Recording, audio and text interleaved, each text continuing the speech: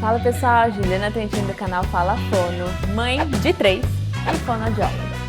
Vamos conversar hoje sobre balbucio, os tipos de balbucio e o que é esperado em termos de produção oral da criança, tá bom? Então fica ligado.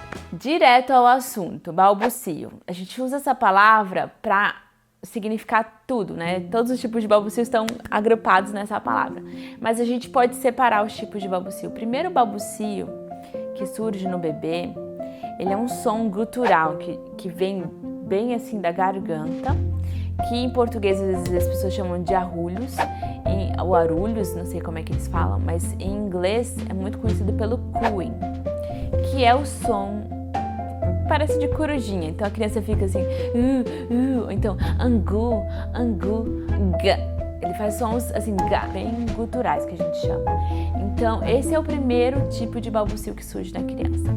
Eles não são ainda o balbucio clássico que a gente conhece, que é o gugu dadá. O gugu dadá vem depois disso. O tempo vai passando e a criança vai evoluindo, tanto em aprendizagem quanto em postura. Ela começa a ficar sentada. Então, a língua já ganha uma posição diferente para se movimentar. Quando a criança está deitada, a gravidade empurra a língua para trás. Então, qual som que a língua vai encostar aonde? G, lá atrás. Dificilmente vai fazer um tá, não dá, né? Quando a criança está sentada, não, né? Já conversamos um pouquinho, acho que meu primeiro e meu segundo vídeo lá, quase 3 anos atrás, é sobre as primeiras palavrinhas, sobre a questão do reflexo. Mas a criança, quando amamenta, ela joga a língua para cima para absorver o leite, né? Então, ela empurra a língua contra o palato duro, atrás dos dentes, que ela pode fazer os fonemas tá e dá, né? Então, são feitos ali. Ela também aperta os lábios um contra o outro, então ela pode fazer mamá, papá e babá.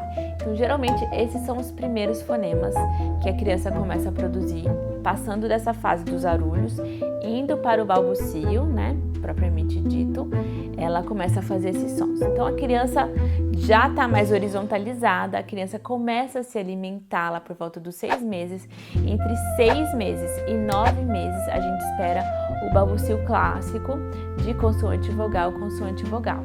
Então, a criança vai começar a ensaiar os primeiros sonzinhos de mamá, papá, dadá. E é uma fase muito bonitinha, né?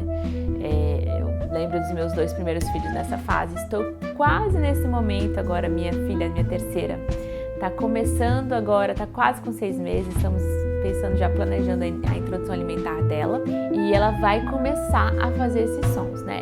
Coincidência ou não, esse período surge justo quando a criança passa do mamar e ela começa a se alimentar de outros alimentos também. Então, ela começa a aprender outros padrões de movimentação, de língua, de boca e de mandíbula. Então, praticamente, tudo que a criança movimenta para articular a palavra é a amplitude, né? Se a boca está mais aberta ou menos aberta.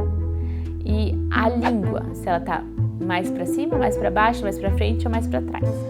Então, essa é a movimentação que a criança faz para articular todas as palavras. Lógico que tem mais, tem do véu palatino também, para saber se a palavra, se o som vai sair pelo nariz ou vai sair mais anasalado ou não, mais oralizado, enfim.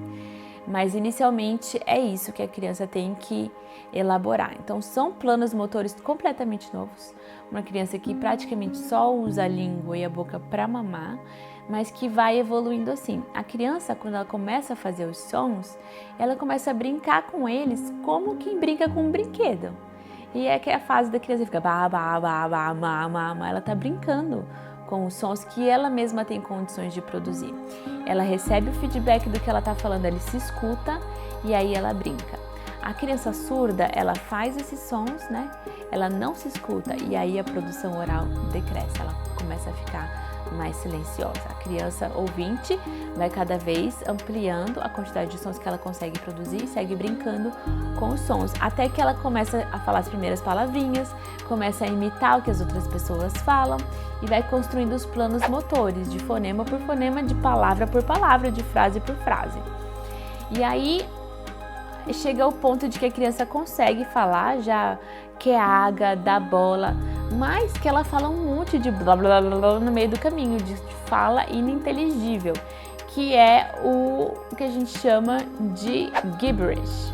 que seria uma espécie de balbucio, de bebenês, né, que quando os bebês falam na língua dos bebês. Eu tenho um vídeo só sobre esse assunto, eu vou colocar o link aqui em cima, então se você tem interesse nesse assunto, esse vídeo é muito bom. Ele explica por que a criança faz esses movimentos de vai e volta, né? No começo ela tá só fazendo blá blá blá, daí ela começa a falar as primeiras palavrinhas, de repente ela fala um monte de coisa que ninguém entende e de repente ela vai ganhando cada vez, de repente não, né? É um processo. Ela vai construindo esses planos motores e ela vai falando cada vez mais palavras entendíveis, cada vez menos palavras de bebenês que ninguém entende. E ela vai construindo assim a fala. Então isso é o que é esperado em termos de balbucio. O bebê bem novinho, 1, 2, 3 meses, 4, tá fazendo um som gutural de angu. O bebê entre 6 e 9 meses está fazendo o balbucio de babá, dadá, gagá, mamã, gugu. O bebê a partir de 1 ano, ele tá, além de falando as primeiras palavrinhas, ele começa com o gibberish, que é essa fala ininteligível. E aí ele chega até 2 anos, que 2 anos é geralmente a idade que equaliza. Ele está falando a mesma quantidade de palavras entendíveis e palavras não entendíveis.